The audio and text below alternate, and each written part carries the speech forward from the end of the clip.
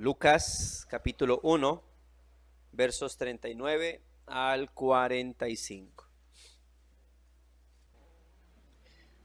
En nuestra serie de Evangelio de Lucas, hoy nos corresponde esos textos, los versículos 39 al 45 del capítulo 1. Y si estamos ahí, dice la Escritura, en Lucas capítulo 1, verso 39 al 45 así. En aquellos días, levantándose María, fue deprisa a la montaña a una ciudad de Judá y entró en casa de Zacarías y saludó a Elizabeth. Y aconteció que cuando oyó Elizabeth la salutación de María, la criatura saltó en su vientre y Elizabeth fue llena del Espíritu Santo. Y exclamó a gran voz y dijo: bendita tú entre las mujeres y bendito el fruto de tu vientre. ¿Por qué se me concede esto a mí? Que la madre de ¿quién? De mi Señor venga a mí. Porque tan pronto como llegó la voz de tu salutación, la criatura saltó de alegría en mi vientre. Y bienaventurada la que creyó, porque se cumplirá lo que le fue dicho de parte del Señor. Permítame darle un título ante esto que tenemos acá. Un título bastante sencillo que es Elizabeth y la madre del Señor. Elizabeth y la madre del Señor.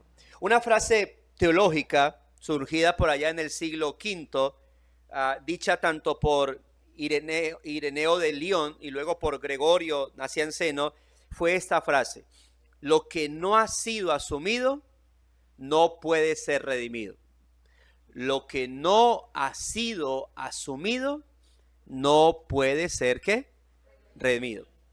Ahora, estas palabras se convirtieron en algo que se conoce como un axioma. ¿Qué es eso? Una verdad irrefutable, una verdad que se puede aplicar a varios campos, en este caso dentro del cristianismo ortodoxo. Estas palabras fueron dichas incluso en el contexto de la lucha de parte del cristianismo para defender el evangelio en contra de las herejías. Por ejemplo, Arrio, el hereje que enseñaba que Jesucristo era algo así como menos que un Dios, pero algo un poco más que un hombre, tuvo que ser confrontado por esa herejía, y a través de este tipo de formulaciones, los cristianos de aquella época, y entre ellos los padres de la iglesia, trataron obviamente siempre de refutar esa clase de herejías. Por eso surgían los credos. Por eso fueron surgiendo las confesiones. Cada vez que se levantaba una herejía al respecto, entonces surgía algún credo en particular que pudiese dejar por determinado que era lo que creía la iglesia. Por eso también surgieron las confesiones. En este caso surge esto, ¿no? Porque si Cristo no es verdadero Dios, plenamente Dios, entonces no puede traer redención a nuestras almas. Pues no tiene la capacidad o la plena capacidad para satisfacer completamente la justicia del Dios al que el ser humano hemos ofendido. Y si Cristo Jesús no es verdadero y completo hombre, pues mis hermanos, tampoco tiene la capacidad de darnos la salvación que tanto necesitamos cada uno de nosotros. Y es en ese contexto que estas palabras, este axioma, esta verdad irrefutable fue dicha: lo que no ha sido asumido no puede ser redimido. Es decir, que nuestro Señor Jesucristo verdaderamente asumió sobre sí mismo la perfecta y plena naturaleza, la perfecta y plena naturaleza humana. De manera perfecta la asumió, para así atraer verdadera redención de cada uno de los que fueron escogidos. Si hay algo en la naturaleza humana que Cristo no asumió, entonces esa parte de la naturaleza humana no podía haber sido redimida. Si Cristo no fue verdaderamente, plenamente hombre, entonces ¿cómo podía haber redimido a la humanidad? Por lo tanto, cualquier aspecto de la humanidad que Cristo no haya asumido es un aspecto que entonces no pudo haber sido redimido. Pero si Cristo en su encarnación asumió todo lo que tiene que ver con la humanidad, a excepción obviamente del pecado, entonces toda esa parte de la humanidad fue redimida. Y es por eso que Lucas tiene como propósito en su evangelio enfatizar la realidad de que el Señor Jesús, como Mesías, llegó a ser y es verdadero y perfecto hombre con cuerpo y alma tal como nosotros. Ahora, no que Cristo haya sido una especie de cascarón de ser humano sobre el cual posó su propia naturaleza. Y además, pues, aparte de eso, se le concedió una mente, un alma. No, mis hermanos, Cristo fue, como dirían teológicamente, 100% Dios, pero también 100% hombre. Y esto es lo que obviamente se ha llegado a conocer como el gran misterio de la piedad. Sin embargo, las escrituras son claras en cuanto a eso. Cristo vino, mis hermanos, y tomó sobre sí la naturaleza humana. Incluso en un texto como Hebreos, capítulo 2, versículo 14 al 18, si quiere, vamos allá y volvemos a Lucas. En un texto como estos, de Hechos 2, 14 al 18, se asegura con toda precisión y claridad lo que acabamos de afirmar, que realmente Cristo tomó sobre sí la naturaleza humana. Y dice, así que, por cuanto los hijos participaron de carne y sangre, dice él, haciendo referencia a Cristo, también participó de lo mismo, para destruir por medio de la muerte al que tenía el imperio de la muerte, esto es, al diablo, y librar a todos los que por el temor de la muerte estaban durante toda la vida sujetos a servidumbre, porque ciertamente no socorrió a los ángeles, sino que socorrió a la descendencia de Abraham, por lo cual debía ser en todo semejante a sus hermanos, para venir a ser misericordioso y fiel sumo sacerdote en lo que a Dios se refiere. ¿Para qué? Para expiar los pecados del pueblo, pues en cuanto él mismo padeció siendo tentado, es poderoso para socorrer a los que son tentados. Mis hermanos, el gran misterio de la piedad es este: Dios fue manifestado en carne. Ahora, tenga cuidado, porque cuando la Biblia dice Dios fue manifestado en carne, los unicitarios pareciera que entendieran esto o leyeran así: el Padre fue manifestado en carne. Pero aquí no dice Dios el Padre fue manifestado en carne. Aquí dice la divinidad, como dice 2 Timoteo 3, la divinidad fue manifestada en carne. Sí, 1 Timoteo 3, la divinidad fue manifestada en carne, haciendo referencia al Hijo como Hijo de Dios preexistente. En algún momento Él se manifestó en carne. Por tanto, al glorioso y bendito Salvador que nosotros venimos a alabar, mis hermanos, no es un ser que es un poco menor que la divinidad. No es un ser que es un poquito más grande que nosotros. No, mis hermanos, nosotros cada vez que venimos a reunirnos, a adorar a nuestro Señor, a alabar a nuestro Señor, lo estamos haciendo a aquel que es verdaderamente Dios y verdaderamente hombre. Incluso en el concilio de Calcedonia, año 451, un concilio que fue aceptado por católicos, por ortodoxos y también por los reformados, se proporcionó una de las más gloriosas definiciones acerca de la naturaleza de nuestro Señor. Dos naturalezas en una misma persona.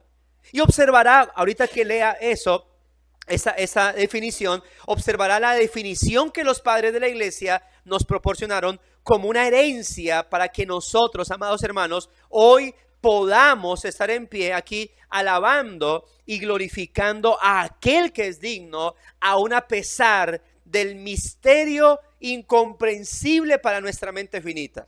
Ahora, y entienda esto, hermanos, hablar de alguien que es 100% Dios y 100% hombre no es algo muy entendible para nuestra mente.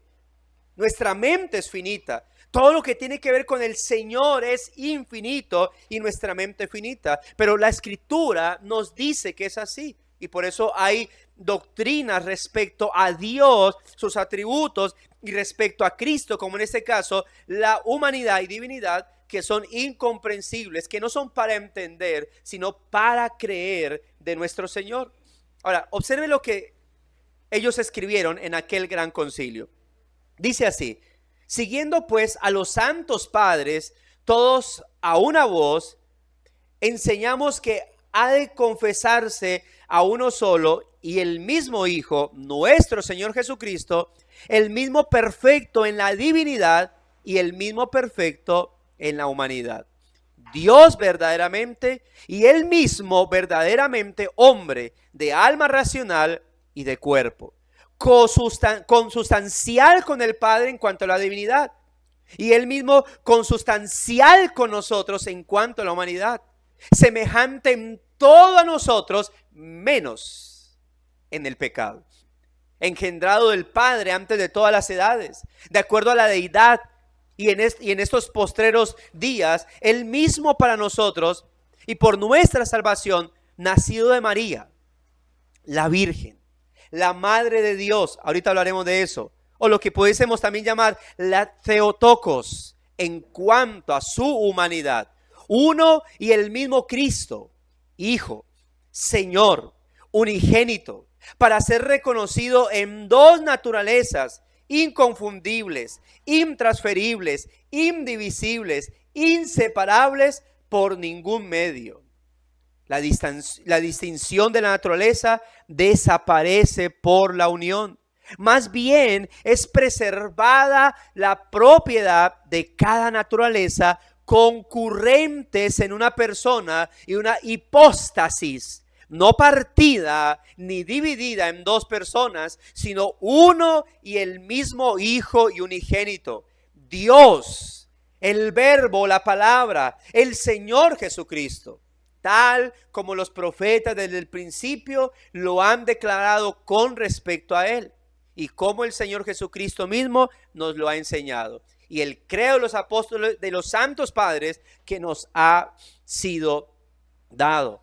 Ante esas herejías que surgían, por ejemplo, como las que mencioné de Arrio, Cristo no es Dios preexistente, Cristo no es hombre al igual que nosotros. Tenían que surgir estas confesiones en los concilios, tenían que surgir credos como estos para poder dejar en claro qué es lo que nosotros creíamos respecto y creemos respecto a Cristo nuestro Señor. Mis hermanos, es cierto que somos incapaces de comprender cosas como estas, pero también es cierto que esto es lo que ha sido revelado por medio de su palabra. Y es Lucas quien se da la tarea ahora a través de esos textos de recordarnos que esto es una realidad por medio del cuidadoso registro de los acontecimientos que nos narra a través de su precioso evangelio. Y esto es lo que ocurre en el contexto del pasaje que hoy obviamente nos disponemos a escudriñar. Pero permítame hablar un poco de ese sermón que hace, no obviamente no en totalidad, pero recordar ese sermón que hace 15 días expusimos, donde encontramos al ángel Gabriel acercándose a la joven y desposada Miriam, o María, como también se le conoce en español, para hacerle el glorioso anuncio de que ella daría a luz un hijo. De esta manera, Lucas nos está registrando la encarnación de nuestro Señor. ¿Y cómo es que tuvo lugar entre nosotros este glorioso acontecimiento? Es decir, ¿cómo es que la segunda persona de la divinidad, el Hijo, vino y tomó sobre sí la naturaleza humana? ¿Y cómo es que escogió de recipiente a una mujer llamada María a fin de traer para todo el pueblo escogido la plena redención y salvación de sus almas? Ahora, recordemos que ante ese glorioso anuncio en el que el ángel literalmente le estaba diciendo que es Dios quien venía a habitar entre nosotros y empezaba en el vientre de María, María responde: ¿y cómo será esto? Porque yo no conozco varón. Y mencionábamos que esta pregunta, a diferencia de la pregunta de Zacarías, no era una pregunta de incredulidad en el corazón de María, sino más bien la pregunta de una mujer que, aunque confía en el Señor, ella desea que le expliquen un poco más cómo es que esos acontecimientos tendrán lugar. Recordando con esto, hermanos, que esta es la misma forma en la que pudiésemos hacernos ese tipo de preguntas cada vez que estamos ante la presencia del Señor. ¿Cómo será aquel lugar en donde estaremos eternamente? No es que no creamos en la eternidad, no es que no creamos en el cielo, creemos, pero nos preguntamos cómo será. Asimismo María está preguntando, no es que no crea que lo que le está diciendo el ángel no sea cierto, ella cree, pero quiere saber cómo es que va a ser eso. No preguntó por incredulidad, preguntó con el deseo de conocer más. Y luego vimos que aquel ángel le responde a María, revelándole la obra sobrenatural que Dios estaría llevando a cabo en su propia persona. Y decíamos que el ángel fue muy pastoral en la forma en cómo le respondió. El Espíritu Santo vendrá sobre ti y el poder del Altísimo te cubrirá con su sombra, por lo cual también el santo ser que nacerá será llamado Hijo de Dios. El ángel le estaba revelando a María esa obra de encarnación. Pero aparte de eso, el ángel luego le dice, y he aquí tu parienta Elizabeth, ella también ha concebido hijo en su vejez. Y este es el 6º mes para ella, la que llamaban estéril, porque nada hay imposible para Dios. Y es aquí, hermano, donde tenemos nuestro pasaje el día de hoy. Los versículos 39 al 45 corresponden entonces a la confirmación del ángel. El encuentro entre la joven Miriam o María y la anciana Elizabeth, la que llamaban estéril. Y ese encuentro corresponde a la confirmación del anuncio que el ángel ya le había hecho a María. De manera que podríamos decir que el pasaje nos ofrece dos propósitos en particular. Uno que lo vamos a presentar de primero como secundario y luego el otro que lo vamos a presentar como principal. En primer lugar, y de manera secundaria, como ya lo dije, es identificar que esta visita que María hace a Elizabeth, podemos decir que sirve para fortalecer la fe de esta joven María ante el llamado que Dios le estaba haciendo a convertirse en el instrumento a través del cual el Salvador vendría al mundo. Es decir, María va a llegar a donde Elizabeth para confirmar eso que el ángel le dijo.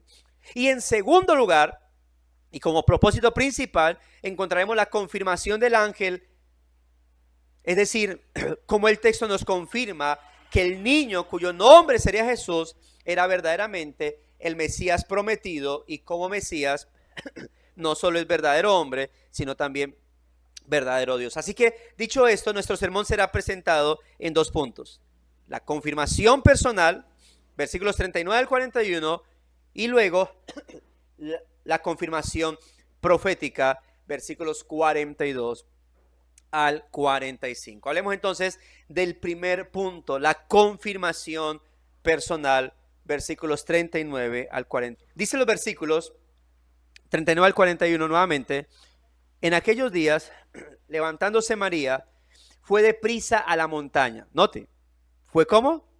Deprisa a la montaña, a una ciudad de Judá, y entró en casa de Zacarías y saludó a Elizabeth. Y aconteció que cuando oyó Elizabeth la salutación de María, la criatura saltó en su vientre y Elizabeth fue llena del Espíritu Santo. Mis hermanos, tan solo en el momento en que María entra a casa del sacerdote Zacarías, dice el texto que Elizabeth misma, estando allí en ese hogar, ya representaba en sí un fuerte testimonio, ¿no? Recordemos que era una mujer no solamente estéril, sino que de edad muy avanzada, anciana ya. Y ahora se encontraba con 6 meses de gestación, tal como el ángel le había asegurado a María en aquella visita, en la cual obviamente concluyó con las palabras: porque nada hay imposible para Dios. Ahora, como dijimos, esto ya de entrada era una confirmación de lo que se le había anunciado a María, pues el ángel le había asegurado que su parienta Elizabeth ahora tenía 6 meses de embarazo, hermanos. La misma Elizabeth que era estéril, la que ahora era anciana y por ende entonces incapaz de procrear por todo lado, Dios había hecho una obra a través de ella.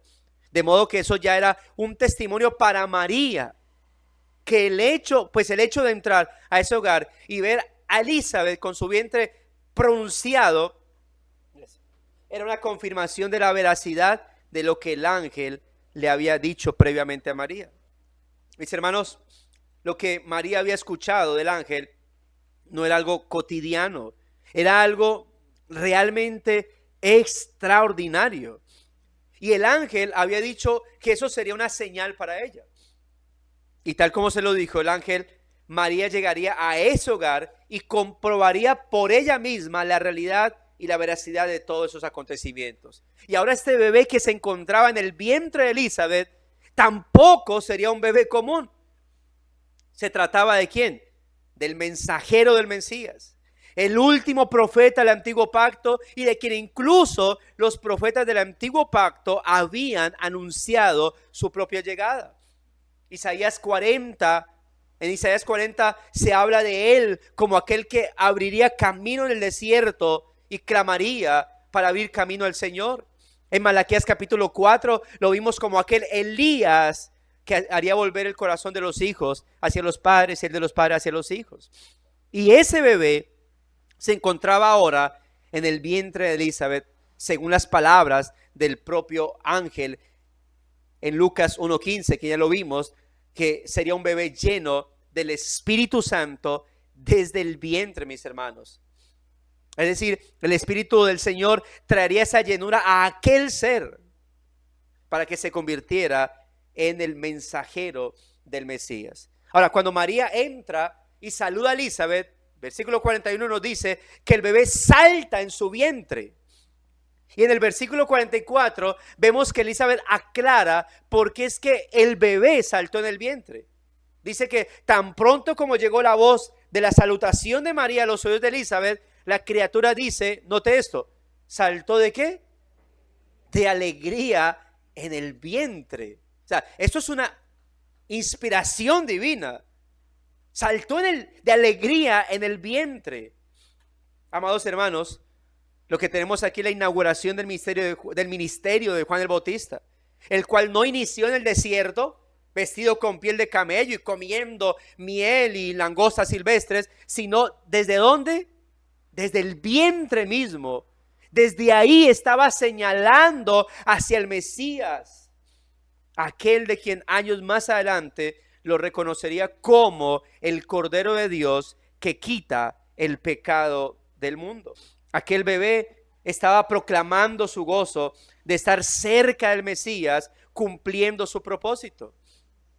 En Juan 3:29, las palabras del Juan el Bautista que se registran ahí son las siguientes: el que tiene la esposa es el esposo, mas el amigo del esposo que está a su lado le oye, se goza grandemente la voz del esposo. Así pues, dijo Juan el Bautista, mi gozo está cumplido. No sé cuánto tiempo Juan el Bautista estaría pensando en su primo, viéndolo constantemente y preguntándose, ¿cuándo será que iniciará su ministerio? Bueno, esa fue toda la vida de Juan el Bautista. En eso consistió toda su existencia sobre la faz de esta tierra. Él se gozó una y otra vez por causa del Mesías desde el vientre. Y aun cuando su ministerio alcanzaría un gran éxito porque multitudes llegarían para escucharle predicar, su gozo no consistía en su ministerio. Su gozo consistía en aquel de quien vino a anunciar. Por eso él hacía referencia de sí mismo como aquel que no era ni siquiera digno de desatar el calzado de sus pies. Y aquel, cuando apareció, no titubeó en decir, he aquí el Cordero de Dios que quita el pecado del mundo. Y aquí, mis hermanos, quiero aplicar algo para nuestras vidas, llamándole obviamente a reflexión, porque quiero preguntar en dónde se encuentra nuestro gozo. ¿En dónde está su gozo, más bien, siendo más directo? ¿Encuentra su gozo en Cristo Jesús, el Mesías Salvador? ¿Encuentra su gozo en el hecho de proclamar, de mostrar con su vida el Evangelio? ¿Dónde está su verdadero deleite? Porque puede ser que su gozo esté, aun cuando sea creyente, esté en las cosas de este mundo. O puede ser que su gozo esté en lo mucho, en su mucho activismo, en su labor eclesial, en su ministerio. Pero la pregunta es, ¿realmente su gozo está en Cristo el Señor? Porque, hermanos, qué peligroso es cuando apartamos nuestro gozo de la persona y obra de nuestro Señor Jesucristo. Porque si lo ponemos en el ministerio o en el servicio que tengamos, ¿qué ocurriría cuando el ministerio se vuelva adverso? Cuando no produzca alegría. Si lo ponemos en los asuntos de la vida, en el bienestar, en las bendiciones de esta vida terrenal, ¿qué pasaría cuando en nuestra vida empiezan a haber problemas? Cuando en nuestra vida empieza a ausentarse la salud, las fuerzas físicas. Si lo ponemos en la familia, ¿qué pasaría cuando la paternidad para mi hermano o la maternidad para mis hermanas empiezan a complicarse? Si lo ponemos en el hogar o en el matrimonio, ¿qué pasaría cuando esa relación conyugal empieza a volverse un tanto complicada? Mis hermanos, nuestro gozo primordial y pleno debe estar puesto en el Señor Jesucristo. Y cuando perdemos el norte, que es Cristo nuestro Señor, mis hermanos, tendemos a perder nuestro gozo. Porque olvidamos que nuestro gozo debe estar siempre fundamentado en la persona de nuestro glorioso Salvador, Jesucristo, que nunca cambia, mientras que los asuntos de esta vida son constantemente mutables. Si pones tu gozo fundamentado en los asuntos de esta vida, esto cambia. Es variable, hermano. El piso constantemente se está moviendo. Y entonces tu gozo, ¿qué va a pasar? Se va a mover. Se va a mover. Esa pequeña vida del profeta, más grande que jamás haya existido, fue utilizada por Dios a través del poder del Espíritu Santo para indicar deleite. Por el hecho de que el Mesías había sido concebido en María. Mis hermanos, Dios literalmente confirmó el anuncio del ángel a María a través del movimiento de ese bebé, que fue interpretado por la propia Elizabeth como: saltó de alegría apenas llegaste.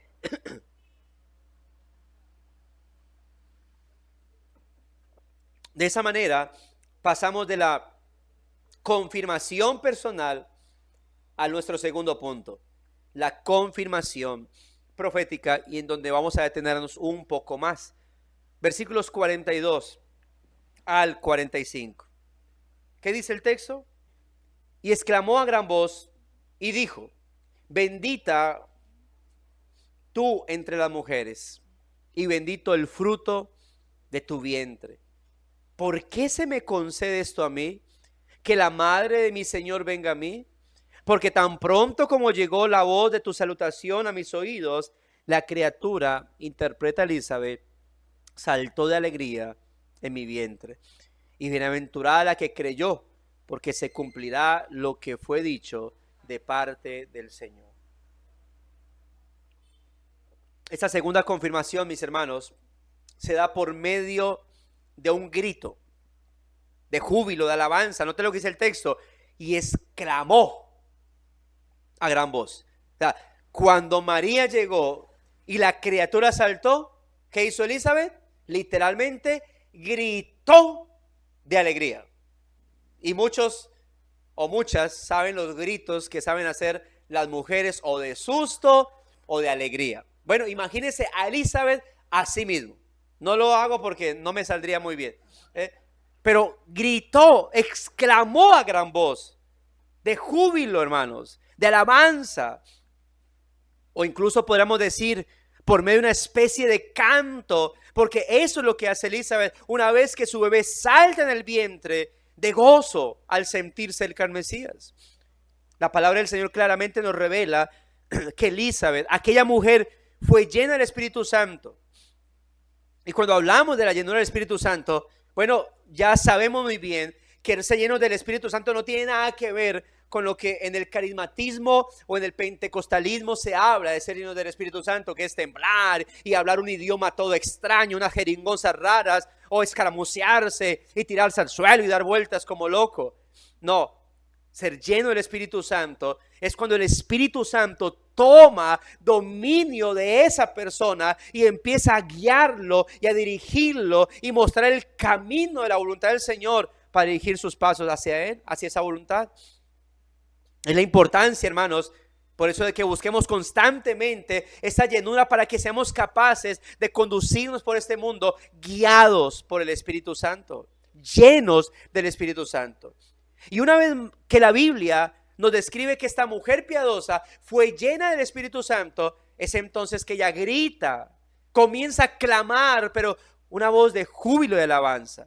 Y hay que decir, hermanos, que los cantos de júbilo son muy comunes en las Escrituras. En el Antiguo Testamento tenemos el canto de Moisés en Éxodo 15, en Jueces el canto de Débora, en primero de Samuel capítulo 2 el canto de Ana.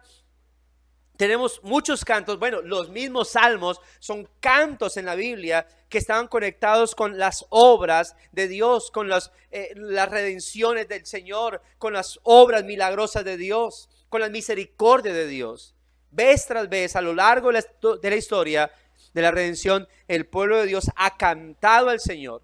Y Lucas, mis hermanos, en el preámbulo de la llegada del Mesías, nos registra 5 cantos que vamos a estar viendo. El primero es el canto de Elizabeth. El segundo lo vamos a encontrar más adelante, que se conoce como el Magnificat de María, versículos 46 al 55. El tercer canto se encuentra en los versículos 68 al 79, que es entonado por el sacerdote Zacarías y que se conoce como el Benedictus de Zacarías. El cuarto canto está en Lucas capítulo 2, versículo 14, que no viene de labios de hombres, sino de los ángeles, y que se conoce como el Gloria in excelsis Deo. Hablaremos de él más adelante. Y el quinto está en Lucas capítulo 2, verso 29 al 32, que se conoce como el Nunc Dimittis de Simeón, que obviamente hablaremos más adelante de él, y conocido como un precioso cántico de esperanza. 5 cantos en la antesala y en el preámbulo de la llegada del Mesías y de la liberación que obviamente él traería sobre el pueblo. Ahora, las Escrituras nos hablan, amados hermanos, constantemente de cánticos. Por ejemplo, en Apocalipsis se habla de los cantos de las almas redimidas en el cielo, de los cantos de las almas acá en la tierra esperando al Señor, lo cual obviamente nos deja ver que hay un canto, mis hermanos, de redención que estaremos entonando todos juntos de manera unánime, a una sola voz, sin importar si cantamos feo o bonito a los oídos de los otros. Hermanos, estaremos cantando en la gloria eterna, contemplando la majestuosa, la grandiosa presencia de nuestro Dios, de nuestro bendito Salvador, el Cordero de Dios que vino a quitar el pecado del mundo. Por eso, mis hermanos, los cantos que se encuentran registrados en las Santas Escrituras nos llevan constantemente a ese momento cumbre, sublime y glorioso. Y por ello, lo que hacemos aquí, día del Señor, tras día del Señor, es un pequeño pedacito de ese cielo glorioso que nosotros vamos a experimentar cuando aquí nos reunimos a orar, a adorar al Señor, a cantar, a escuchar su palabra. Es eso. Es un pequeño pedacito, un pequeñísimo vistazo de la gloria eterna. Aquí es bastante interrumpido por nuestras distracciones, por nuestros cansancios, por el sueño, por las enfermedades. Pero algún día estaremos en la gloria eterna, mis amados hermanos, cantando al Señor, adorándolo de manera perfecta. Y esto nos lleva, hermanos, a meditar un poco en que aquí y ahora los gloriosos ángeles del Señor se encuentran a nuestro alrededor, y que aunque en estos momentos no seamos capaces tal vez de contemplar físicamente la gloria del Cordero de Dios, ciertamente Él está entre nosotros. Hemos dicho, mis amados hermanos, que cada vez que la iglesia se reúne en el día del Señor, lo que está haciendo la iglesia es junta entrando al lugar santísimo. Hermano, no puede ser que si la iglesia junta está entrando al lugar santísimo, entonces usted tenga una actitud irreverente, tenga una actitud descuidada, tenga una actitud demasiado humanista al momento de estar delante de la presencia del Señor. Mis hermanos, quiera el Señor obrar en medio de nosotros, despertando cada día nuestra vida, nuestros afectos de una manera santa, dispuestos siempre a alabarlo porque Él es digno. Y no solo, amados hermanos, es digno en aquel día, como dice el libro Apocalipsis, Él lo es ahora, lo ha sido por toda la eternidad. Y lo que Elizabeth está haciendo precisamente aquí es alabar al Señor. Y al hacerlo, ella bendice la gracia de Dios para con María. Cuando le dice, bendita tú entre las mujeres. Y esto, hermanos, recordemos sonando como una especie de eco de las mismas palabras que el ángel había pronunciado para con María. Pero no solamente bendice a María, dice, y bendito el fruto de tu vientre. Está bendiciendo al Señor. Ahora, ¿por qué bendice a María? En la cultura hebrea, es por esto, porque en la cultura hebrea, la grandeza de una mujer, hermanos, estaba ligada a la grandeza de los hijos que hubiera tenido. Y piensen esto, en el vientre de María estaba ¿quién? El Mesías. Así que ¿cómo no sería bendecida ella si estaba llevando dentro de sí a el Señor Jesucristo? Pero también piensen esto, amados hermanos, ya lo mencionamos en alguna ocasión. María fue bendecida por ello. Pero nosotros, mis amados hermanos, somos más bendecidos. Recordemos aquella ocasión en donde en Lucas capítulo 11, versículo 27 al 28, una mujer levanta la voz y refiriéndose al Señor le dice, bienaventurado el vientre que te trajo y los senos que mamaste. ¿Y cuál fue la respuesta del Señor? Él no dijo, sí, tiene razón, bienaventurada mi mamá. Lo hubiese podido decir. Pero ¿cuál fue la respuesta del Señor? Antes, bienaventurados los que oyen la palabra de Dios y la guardan, hermanos. Elizabeth bendice a María, bendice al Señor el fruto de su vientre. Pero ¿cuál es la causa de esa bendición? Y ese es, hermano, el punto central de nuestro mensaje. Porque Elizabeth comienza a bendecir y a alabar y a glorificar al Señor. Y es aquí donde encontramos la confirmación profética del anuncio del ángel Gabriel. Note lo que dice el versículo 43. La pregunta que hace Elizabeth. ¿Por qué se me concede esto a mí? Que la madre de mi Señor venga a mí. Hermanos, esta pregunta nos da la pauta del por qué es que Elizabeth está tan gozosa alabando y glorificando a Dios en ese momento. Porque no es la presencia, hermanos, de María lo que lleva a Elizabeth a maravillarse y sentirse tan privilegiada.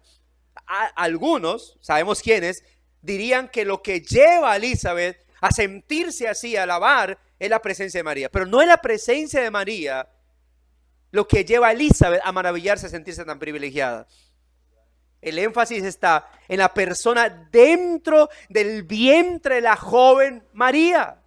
El énfasis de nuestro pasaje está en aquel que se encuentra en el vientre de ella en esos momentos. Elizabeth lo que estaba haciendo aquí entonces es literalmente, note, llamar Señor a ese pequeño ser. La palabra griega es Kyrios. Escucha esta palabra, se lo va a mencionar ahorita constantemente. La palabra griega para Señor, ¿cuál es? Kyrios. Y esa palabra es el equivalente en el Antiguo Testamento a Jehová o Adonai. Incluso la Septuaginta constantemente cambia Jehová por Kyrios, porque Kyrios es refiriéndose al Señor como el Adonai, como el Señor de todas las cosas. ¿Y qué está diciendo Elizabeth cuando dice la madre de mi quién? De mi Kyrios. de mi Señor. Esta mujer anciana, sin ni siquiera haber visto aún al Señor Jesucristo haciendo milagros, prodigios, maravillas, sanidades, resurrecciones, sino simplemente inspirada por el Espíritu Santo, llama a aquel bebé todavía en el vientre de María, ¿cómo lo llama? Mi Señor. Eso es una revelación de parte de Dios. Y Kyrios, o Señor, reitero, es el título que se le da a Dios como Señor de todo lo creado. El énfasis entonces no está en María, ¿está en quién? En el bebé, en el Dios encarnado, en el Kyrios encarnado y que estaba en el vientre de María. Así que podemos entender el contexto de que no era María la protagonista, tampoco Elizabeth, no lo era Juan el Bautista, pero sí lo era ¿quién? Jesús, el Mesías, el Cristo, el ungido. Y cuando leemos textos como este, es así que debemos entenderlos, amados hermanos. Por eso es que Elizabeth dice, ¿cómo es que se me concede esto a mí? No es que María hubiese llegado, oh, qué privilegio María tenerte conmigo. No, es por quien venía con María. Ese es el privilegio de Elizabeth. ¿Quién venía dentro de María? Juan no saltó de gozo porque María llegó. Juan saltó de gozo por quien llegó en el vientre de María. Hermanos, al meditar en este pasaje, podemos, me correspondía traer una famosa palabra griega que se usó precisamente en el concilio de Éfeso y de Calcedonia. Una palabra griega que ha sido demasiado malentendida en nuestros días, aún por muchos cristianos, y que al no entenderla ha causado como mucho problema, mucha complejidad, porque no la entienden. Y el problema es que la malinterpretan católicos romanos y la malinterpretan cristianos, de tal manera que lo que hacen los católicos es usar esta frase, que ya se la voy a mencionar, elevarla de la manera en como la deben elevar, como no la deben elevar, y los cristianos la rechazan de tal manera que no la interpretan de manera correcta. Ahora, antes de hablar, piensa bien primero esto, hermanos, porque somos llamados a que podamos nosotros, siempre que hablemos, hermanos, entender lo que estamos hablando, entender lo que estamos diciendo. Porque a veces, yo siempre le he dicho a mis hermanos, con respecto, por ejemplo, a los temas doctrinales, si no tiene convicción doctrinal para defender una doctrina, no se atreva a defender nada.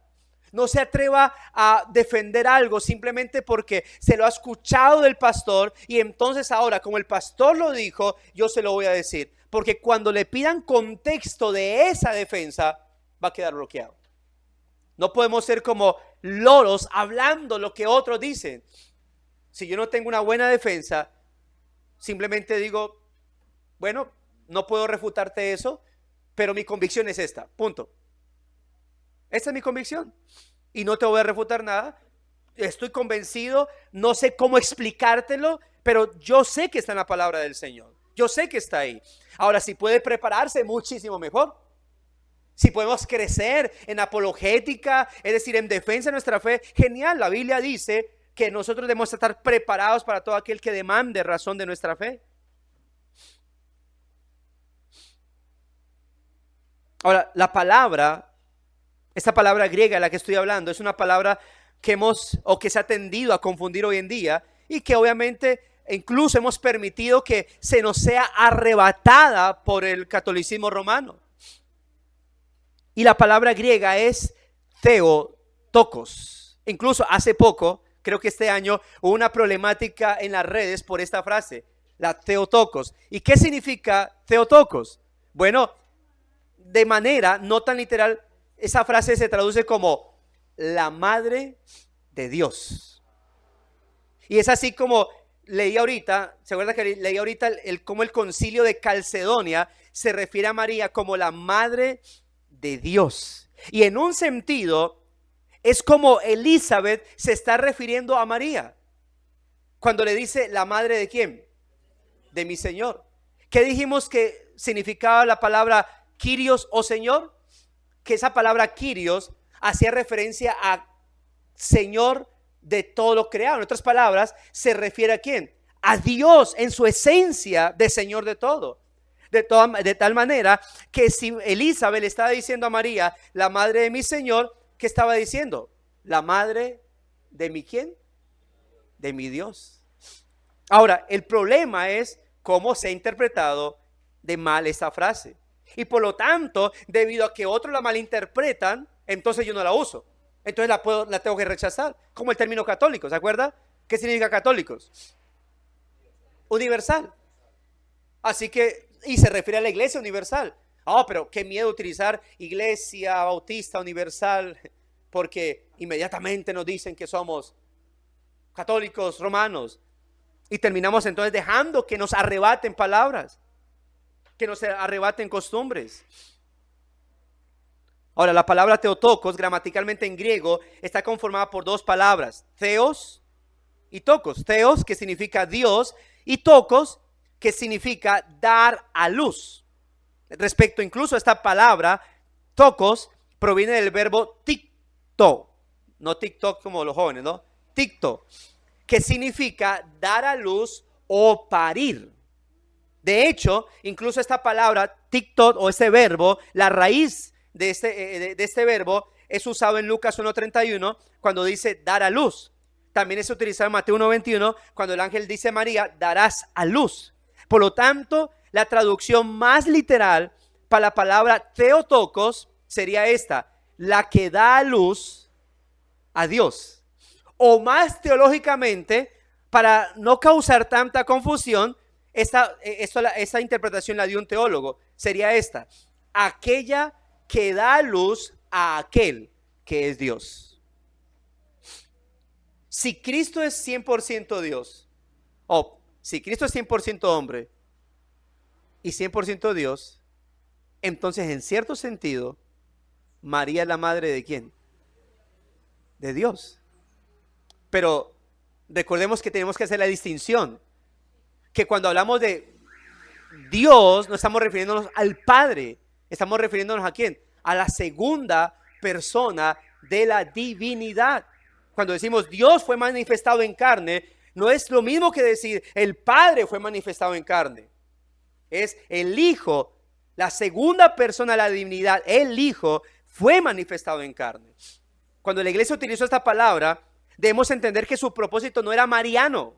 Cuando en el concilio de Calcedonia y Éfeso se utilizó la frase Madre de Dios refiriéndose a María, ahí no tenían ningún objetivo mariano, mariólatra, sino que eso fue cristológico. Lo mismo que hizo Elizabeth cuando se refirió a María como la madre de mi Señor o mi Dios. Su propósito no era exaltar a María, sino ¿a quién? Al Señor Jesucristo. Ella estaba enfatizando la persona de nuestro Señor Jesucristo, que se encontraba ya en ese instante en el vientre de aquella joven María. Es como si dijéramos nosotros, la Biblia dice que nosotros estamos unidos a Cristo. ¿Significa eso que yo soy Dios? ¿Significa eso que yo soy Cristo? No, pero estoy unido a Cristo. Pablo dijo, ya no vivo yo, Cristo vive en mí. O sea que tengo que adorar a Pablo como otro Cristo. No, es la unión que hay. Lo mismo pasa con María. Al Cristo estar en su vientre y al Cristo ser 100% hombre y 100% Dios, en cierto sentido María sí era ¿qué? La madre de Dios. ¿Pero de quién? Del Dios Hijo, de Cristo como Dios. Ahora, retomando este término Theotokos, a causa de otras nuevas herejías que surgían en aquellos días del siglo V, en el que se utilizó este término y que surgían para atacar el fundamento del evangelio, se hizo necesario clarificar lo que las escrituras enseñan sobre el gran misterio de la piedad. Una de esas herejías fue el nestorianismo, la cual afirmaba que Jesús ciertamente poseía sí dos naturalezas. Sin embargo, el nestorianismo enseñaba que estas dos naturalezas se encontraban en dos personas distintas, unidas o asociadas solo por causa de la voluntad de ambas. Y al afirmar esto, el nestorianismo convertía a Cristo en una especie de guía que solo nos muestra el camino al cielo, pero que en realidad es incapaz de ofrecer un solo y suficiente sacrificio por los pecados de su pueblo. Es decir, que había algo extraño en Cristo, de tal manera que estaba separado internamente. Por eso al principio que decíamos que en la confesión de Calcedonia es que la naturaleza doble de Cristo es indivisible, inseparable. Cristo es 100% hombre y 100% Dios. ¿Y cómo entiendo eso? Eso no se entiende. Eso se cree y se adora a Cristo por ello. Punto. Lo mismo que la doctrina de la Trinidad. ¿Cómo entender nosotros a Dios? Siendo nosotros tan finitos, siendo nosotros tan humanos, nuestra mente tan finita, ¿cómo entender la divinidad tan excelsa, tan trascendente, tan infinita? Entonces, ¿por qué fue tan importante el uso de esta palabra? ¿Y por qué es que hoy en día tendríamos que entender el significado de esta palabra? Theotokos. Bueno, porque esta palabra es la que se utilizó para argumentar en favor de la realidad del misterio de la piedad. Esto es, refiriéndose a Cristo como verdadero Dios y verdadero hombre. Y hay una palabra que no es necesario que usted se la aprenda, pero teológicamente se habla de la unión hipostática de Cristo, haciendo referencia cómo en la persona de Cristo estaba una naturaleza humana, no pecaminosa, y una naturaleza divina. Es por esto que en antropología se habla de cómo al cielo, hermanos, ascendió alguien o algo que nunca antes había estado. Dios en un cuerpo glorioso. ¿Cómo es la frase? Lo que no ha sido asumido no puede ser redimido. Y aquí quiero citar a el gran teólogo R.C. Sproul. Él dijo lo siguiente: en los tiempos entonces en que se llevó a cabo el concilio de Éfeso, Theotokos se refería a que María era la madre de Dios, pero no en el sentido de que María hubiera recibido su naturaleza divina, que Cristo, hubiese recibido una naturaleza divina por parte de María. Simplemente significaba que María, siendo la madre de Jesús, era la madre de Dios en el sentido de que Cristo era Dios. Jesús es Dios y María obviamente su madre. Entonces, hablando de su naturaleza humana, no había confusión en Éfeso o Calcedonia. Es decir, en ningún momento Calcedonia o Éfeso, al decir María la madre de Dios, ay, ¿qué significa eso? Oh, vamos a perder, se me va a explotar la cabeza. Ellos sabían claramente que la madre de Dios se refería a que Cristo, al ser 100% Dios, 100% hombre y 100% Dios, pues María es la madre de Jesús como Dios, punto. Pero no porque María fuese diosa o porque María le hubiese dado divinidad a Cristo, simplemente porque María en su vientre había llevado al Mesías, al Dios Salvador, punto. No había problema en ello. No había confusión en cuanto a alguna noción de deidad de María. Simplemente se articulaba el hecho de que María era la madre terrenal de aquel que es Dios encarnado, punto. De esta manera debemos entender que el antiguo pacto, el antiguo título de Theotokos, madre de Dios, ratifica la naturaleza tanto humana como divina del Señor. Si María es la madre de Cristo como Dios, entonces esto ratifica algo: Cristo es Dios. Y si María es su madre, entonces Cristo es hombre, porque estuvo en el vientre de María, una mujer. Por tanto, la razón principal por la que el concilio de Éfeso definió que María es verdadera madre de Dios, Theotokos, no fue para resaltar ninguna dignidad de María, sino para ratificar la realidad de la encarnación. El problema es que el catolicismo romano, a través de los tiempos, se enfocó en María la madre de Dios para ratificar o dar una dignidad divina a María, y se olvidó de que el objetivo era la encarnación del Mesías, del Dios Hijo. Mis hermanos, lo que ocurrió en los concilios de Éfeso y Calcedonia es lo mismo que tenemos en nuestro texto. Es decir, la causa por la que Elizabeth, inspirada por el Espíritu Santo, está tan asombrada es porque sin entender cómo en ese instante ella se estaba delante de la presencia de su Kyrios, de su Señor, de su Dios. Ella simplemente lo asimila y adora al Señor. Mis hermanos, grande es el misterio de la piedad. Es Dios quien vino de lo alto para encarnarse.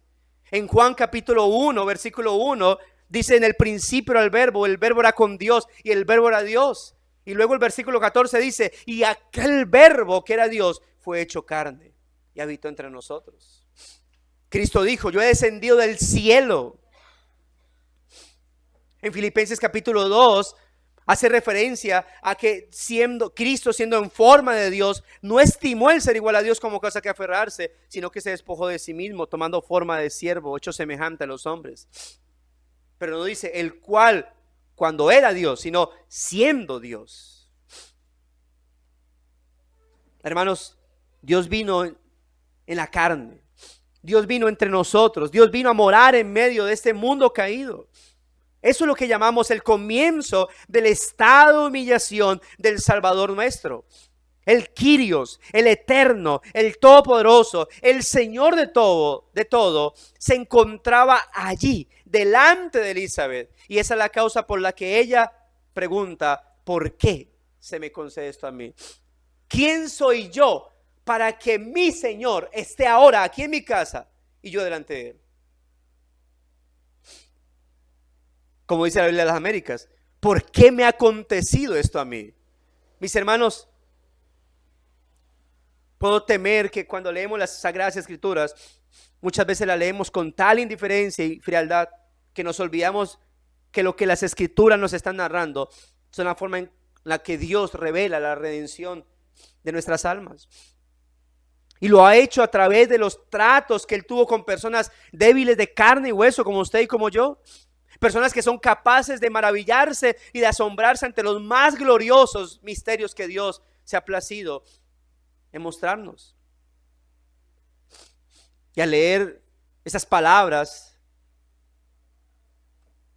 y la forma en cómo obviamente pregunta Elizabeth, quiero pensar que ella realmente estaba expresando eso con ese júbilo, con ese gozo, con esa alegría, como dice el texto, pero también con esa sensación de indignidad. ¿Por qué me pasa a mí? ¿Por qué a mí? Y eso me hace recordar cuando el salmista dice: ¿quién soy yo, hijo de hombre, para que tú te acuerdes de mí? ¿Quién soy yo, hecho del polvo, para que tengas de mí misericordia?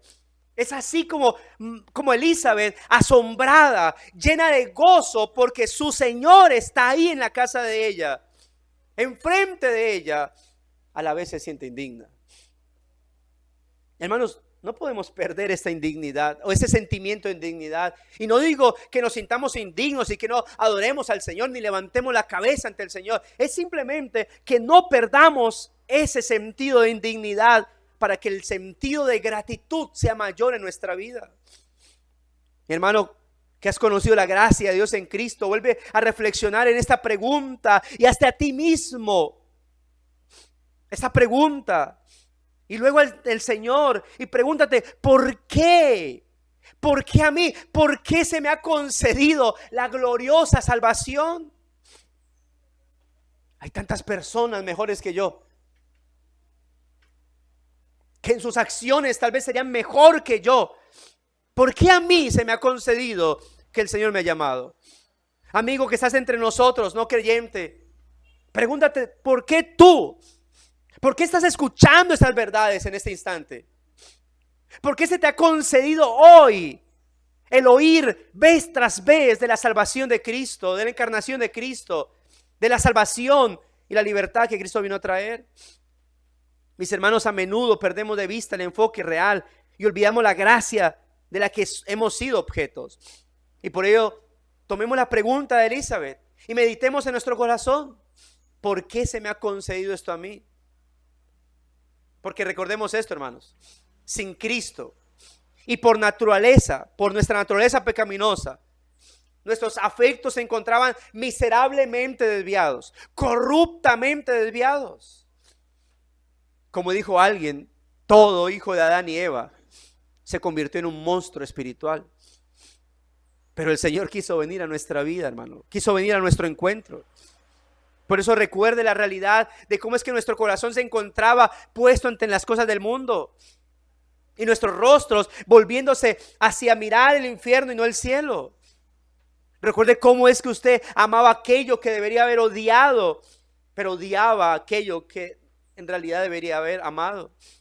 Recuerde cuánto gozo encontraba en aquellas cosas de este mundo.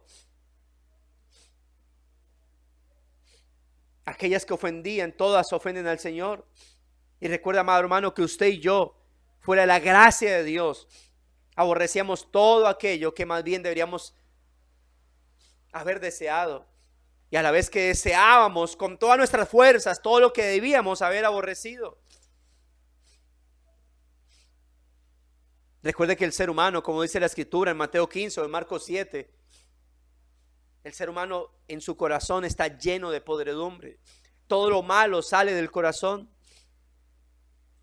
Y por ello es que deberíamos tomar esta pregunta una vez más y maravillarnos y asombrarnos este día, preguntando una vez más al Señor: Dios, Señor, ¿por qué a mí? ¿Por qué yo? Porque sin Cristo, hermano, no somos diferentes a la prostituta, al ladrón, al asesino, al borracho, al violador. Sin Cristo no somos diferentes a ellos. Nuestro corazón por naturaleza es igualmente corrupto que el de ellos. Que el pecado de ellos es más visible, claro. Pero sin Cristo merecemos lo mismo que ellos. No somos diferentes a ellos. Entonces, ¿por qué a mí? ¿Por qué se me concede esto a mí? Y la respuesta, mis hermanos, ante esa pregunta es simple: por la gracia. Por la divina gracia, hermanos. ¿Por qué tú? ¿Por qué yo? ¿Porque somos mejores que otros? No, no, somos igual o peores. Por la gracia, hermanos. ¿Por qué otros y no yo? ¿Por qué yo más bien y nosotros, perdón? Por la gracia. Solo por su gracia, hermanos. Por medio de la fe. Y eso es donde Dios, hermanos, eso es un don de Dios. No por obras para que nadie se gloríe. Porque Jesús, el Kyrio, el Señor de todos, vino a este mundo a humillarse. Porque aquel Rey de Reyes y Señor de Señores tomó forma de siervo y vino a morar en el vientre de una de sus criaturas. Por gracia, mis hermanos.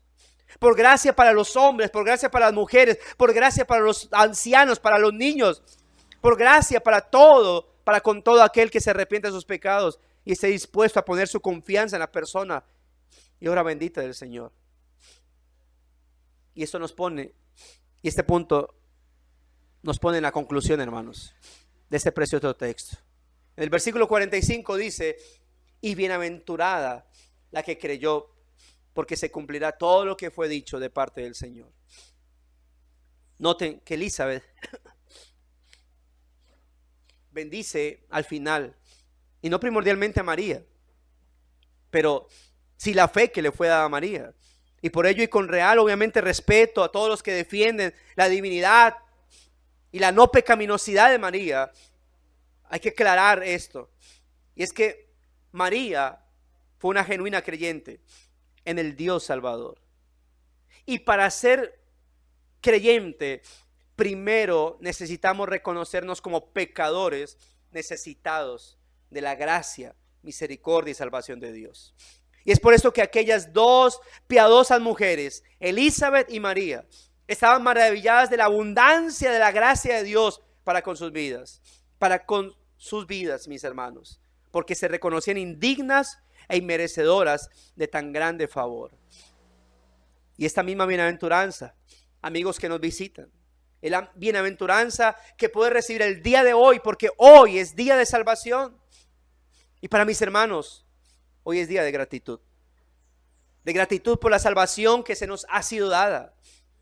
Por esa razón, bienaventurados todos los que han creído y que dan fruto de una verdadera fe y un verdadero arrepentimiento, porque ese gozo que estas dos piadosas mujeres pudieron experimentar en aquel momento es el mismo, hermanos, que hemos experimentado los santos redimidos y que pueden experimentar todos aquellos que se acerquen a Cristo. Un gozo que algún día, hermanos, podemos experimentar cuando estemos finalmente y por toda la eternidad en la presencia del Señor. Un gozo que será mayor e ininterrumpido por causa de la gracia que hemos recibido por medio de la fe. Gracia que se nos ha concedido para que sigamos creyendo y confiando en Cristo, nuestro Señor, el único que puede salvar. Por eso, mi hermano, sigue creyendo y confiando en Cristo, tu Señor y Salvador. Y amigo no cristiano que nos visitas por primera, segunda vez, no sé, cree en este único Redentor y Salvador, Jesucristo. Arrepiéntete y aférrate a Él como tu Salvador personal, en arrepentimiento, en fe, aferrándote a la gracia que se te ha mostrado el día de hoy, porque reitero, hoy es día de salvación. Y ten en cuenta que cuando Cristo vino, su humillación no terminó en el hecho de haberse hecho un siervo, un semejante a los hombres, sino en el hecho de haber muerto en la cruz, de haber resucitado entre los muertos y haber ascendido a los cielos para ser rey. Todo esto es la razón por la cual hoy podemos decir, hay vida en Cristo Jesús. Y recordando la frase inicial, ¿cuál? Lo que no ha sido asumido no puede ser redimido. Podemos concluir que el Señor Jesucristo asumió nuestra propia naturaleza humana, porque aunque sin pecado, para poder redimir nuestra naturaleza de todos y cada uno de nuestros pecados. Mis hermanos, mis amigos, solo Cristo, el único y perfecto Salvador para nuestras almas, puede rescatarnos de la miserable condición en la que por naturaleza nos encontramos.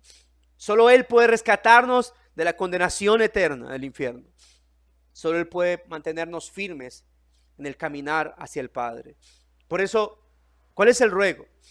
Quiera Dios poner convicción por su Santo Espíritu en los corazones inconversos, traerlos irresistiblemente a sus pies y ayudarles a que se aferren al mismo Kyrios, al Señor que tanto Elizabeth como María adoraron.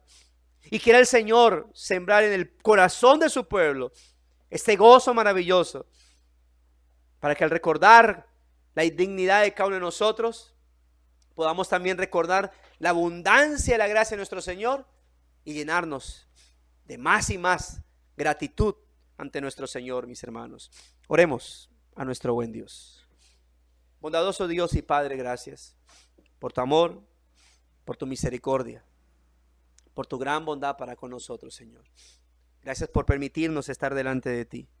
Gracias por concedernos honrarte, exaltarte y bendecirte, Señor. Porque ¿quién más iremos si solamente en ti encontramos palabras de vida eterna, Señor? Qué bueno, Dios, que en algún momento no solamente determinaste llegar a este mundo, sino que lo hiciste a través de una mujer. En cumplimiento de aquello que en Génesis 3 se profetizó o se le advirtió a la serpiente, de la simiente de la mujer habría uno que aplastaría su cabeza. Y así fue. Aquella mujer fue María, aquella mujer que se convirtió en la Theotokos, la madre de Dios, de aquel Dios Hijo que se encarnó por medio de ella para habitar entre nosotros y ser nuestro Redentor. Salvar incluso a aquella misma mujer que tuvo por madre y salvar a todos aquellos que en Él confían y siguen confiando hoy en día. Dios, que tus palabras, aquellos que no son creyentes, puedan retumbar para alcanzar salvación, y aquellos que somos creyentes retumben para que haya mayor gratitud de que aquel que se hizo hombre para venir a habitar entre nosotros nos ha salvado a nosotros, indignos y merecedores. Porque ¿quién somos nosotros? ¿Por qué a nosotros nos ha acontecido esto? De que siendo indignos nos ha mirado y nos ha salvado. ¿Por qué a mí? Y lo único que puedo decir es por tu gracia. Y lo único que podemos hacer es agradecer inmensamente por esa sublime gracia que te ha placido tener para con nosotros. Gracias te damos, Señor, por Cristo el Salvador. Y te pido que lleves en paz y en bendición a mis hermanos hasta sus hogares, que los guardes de todo mal, de todo peligro, y les permita llegar sanos y salvos a sus casas, donde vayan a ir, y que el resto del día siga siendo un día de crecimiento espiritual para sus almas. Gracias te damos en el nombre de Jesús. Amén y amén. Mis amados hermanos, gracias y paz a sus vidas. El Señor les continúe bendiciendo.